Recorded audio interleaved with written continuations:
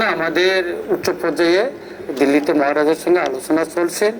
আমরা মনে করি খুব শীঘ্রই এটার বিষয়টা আলোচনা শেষ হবে এবং আমরা মনে করি যৌথভাবে ইলেকশনটা হবে আগামী দিন।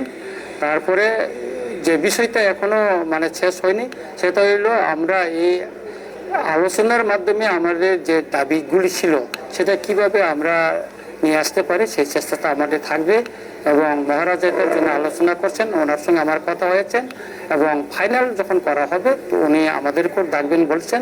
আমি মনে করি খুব শীঘ্রই এটা আমাদের যে অ্যালায়েন্সের ভিতরে যেটা ছিটছিয়া এটা সম্পূর্ণ হবে বলে মনে করি। বিজেপির সঙ্গে আমাদের শেয়ারে আছে, আমরা অ্যালায়েন্সে আছি, কিন্তু আইপিএফটা হলো বিজেপির অংশীদার, এটা আমাদের পার্টনার না, ওটা বিজেপির পার্টনার। সুতরাং আইপিএফটির সম্পর্কে এটা আমরা বলতে পারবো না, শুধু আমাদের সিট শেয়ারিংটা হবে বিজেপির সঙ্গে টিপ্রামাটা। মানে আপনারা যৌথভাবেই লড়াই করবেন? যৌথভাবে লড়াই করার তো সম্ভাবনাটা বেশি।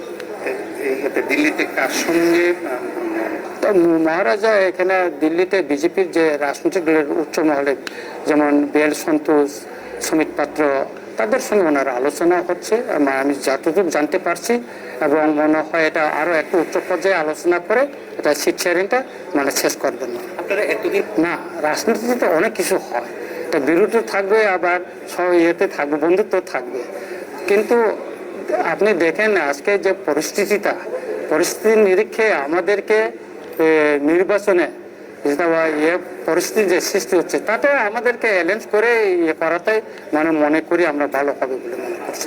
দুই একদিনের ভিতরে শেষ হয়ে যাবে বলে আমরা মনে করছি। এডিসি জন্য আমাদের উচ্চ